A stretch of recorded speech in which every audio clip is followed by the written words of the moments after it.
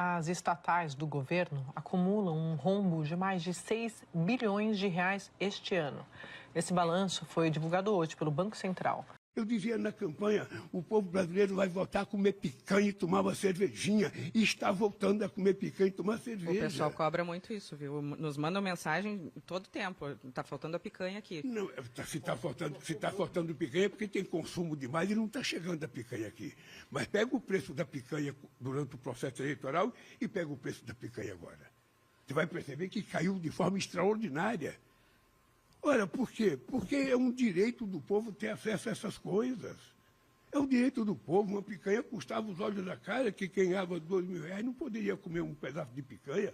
Se é que ele gosta de picanha, porque aqui no Rio Grande do Sul você também adora o costelo. E agora vai ser difícil o povo voltar a comer picanha com o que esse ser que chamamos de Lula está fazendo na nossa economia.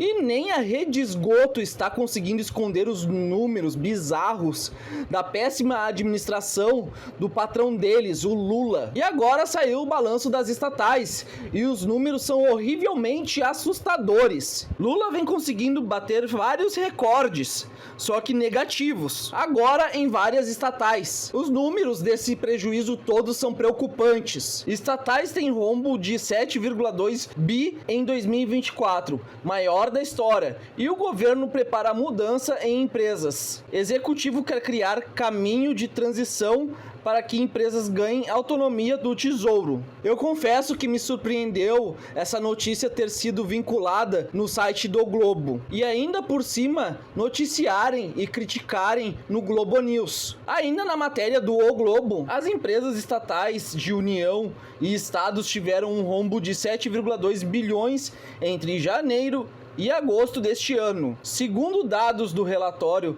de estatísticas fiscais do Banco Central, este é o maior déficit registrado na série histórica iniciada em 2002. Pensem nisso! Isso foi o maior rombo nas contas do governo em 22 anos. Esse negócio é muito sério e não é nem de longe o que a mídia tenta nos passar, dizendo pra gente não ficar preocupados que isso não vai nos afetar em 2025. O pior de tudo é ouvir a tal da Miriam Leitão dizendo que a culpa disso tudo, desse déficit, é do Bolsonaro. Não tem esse fim de mundo que o mercado está vendo.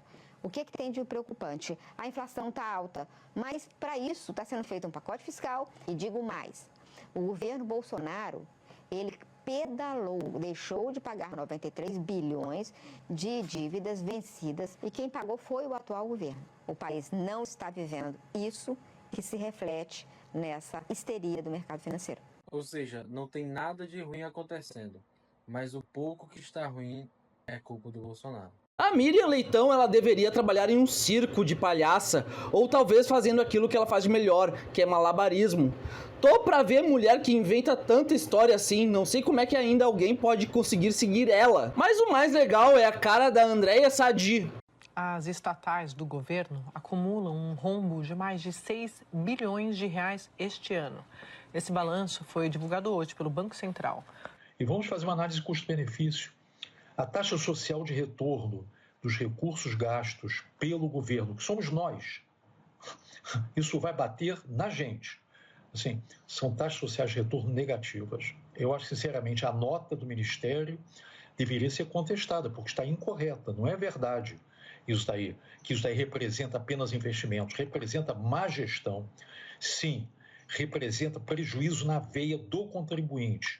Não tem preço ver a cara de raiva dessa Andréia Sadi e o analista dando a real, dizendo que a culpa disso tudo é sim do governo e que quem infelizmente vai pagar a conta disso tudo é todo mundo, são os contribuintes. E mais, há pouca transparência, e nós podemos voltar a conversar sobre isso, se vocês quiserem. O grau de transparência é muito baixo nas contas dessas estatais. Sim, o Banco Central publica esses números, mas desde o último trimestre de 2022, o Ministério, atual Ministério da Gestão, etc., não produz, não publica o boletim das estatais. Ou seja, nós estamos há 2 anos sem esse boletim, que é fundamental para entender as contas dessas estatais por dentro. Por exemplo, Correios. Correios é uma empresa que deveria ter sido privatizada, foi retirada do Programa Nacional de Desestatização, uma ação incorreta do governo, e ela hoje está gerando prejuízos. Ela não tem como competir, ela não tem flexibilidade, ela está sob a égide do direito público, enquanto outras empresas que competem com Correios, nos segmentos que podem competir com uma parte de monopólio, né? Essas empresas sob a égide do direito privado têm muito mais flexibilidade. Infelizmente, a maior parte das nossas estatais, direto ou indiretamente, elas são objeto de barganha política, são objeto de captura política. E essa é a razão, uma das razões, que elas dão prejuízo. Olha, eu gostei desse analista, só disse verdades. Disse que o governo não é transparente com as contas, disse que esse dinheiro é usado em esquemas políticos. Enfim, a Andréa Sadi deve ter ficado num ódio mortal dele. Eu não sei como é que não cortaram esse cara. O economista Cláudio Freystack, inclusive, ele rebateu, Andréa, o argumento divulgado hoje pelo governo de que esses prejuízos não são prejuízos, na verdade são investimentos que estão sendo feitos com recursos próprios das estatais, dinheiro que foi economizado durante o governo Bolsonaro. O governo Bolsonaro estava preparando essas empresas para privatização, Correios, EBC e várias outras, né? O governo Lula retirou essas empresas do Programa Nacional de Desestatização e aí eles pegaram esse dinheiro, né, para investir. Aí você não é prejuízo. Não, mas é prejuízo. Está lá registrado como prejuízo. Vale a pena fazer isso em nome muito mais de uma visão ideológica de governo? Na minha opinião, Andréa, não vale a pena. Até o Valdo Cruz, que é da turma que fez o L, foi obrigado a elogiar Bolsonaro, dizendo que ele fez uma boa gestão com as estatais. Ele chegou a enfatizar que o Bolsonaro conseguiu economizar dinheiro, diferente de Lula, que agora a moda dele é dar outro nome para prejuízo. Prejuízo para ele agora virou investimento. Esse nosso presidente, ele é muito surreal. Até Joel Pinheiro, que é aquele tipo de esquerda caviar, criticou o Lula. Desde os tempos da Jovem Pan, ele só criticava o Bolsonaro. Mas agora ele acordou para a realidade e percebeu a merda que está no governo.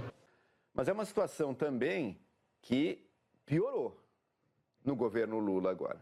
Mas a informação que a gente tem para ter essa discussão, inclusive, está pior agora do que era anos atrás, né? E há uma relação muito perversa aí entre uma ideologia econômica que o governo traz, bastante intransigente na ideia de que não, privatizar é sempre ruim, é importante que o Estado esteja presente para fazer investimentos, é assim que se cresce. Essa é a parte, digamos, do debate econômico e que entra mais em ideologia aí.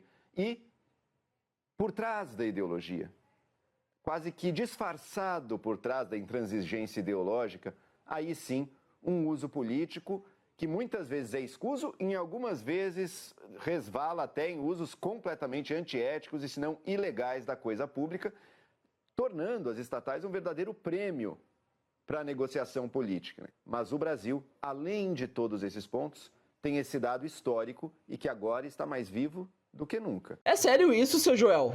Você não percebeu que o Lulinha ia usar as estatais como barganha, não importando se elas fossem dar prejuízo ou não? Na época do Bolsonaro, quando ele dizia que ia colocar uma gestão técnica para não colocar pessoas de outros partidos, vocês criticavam ele dizendo que isso não teria articulação. E infelizmente a nossa mídia joga contra. Quanto pior, melhor. Todo mundo sabia que voltaria os esquemas por cargos. E essa foi mais uma opinião. Se você gostou ou não, deixa aí nos comentários, se inscreve no canal, dê um like e um feliz ano novo para todo mundo. Volto a dizer, se não fosse esse Supremo Tribunal Federal, não haveria o combate à corrupção no Brasil.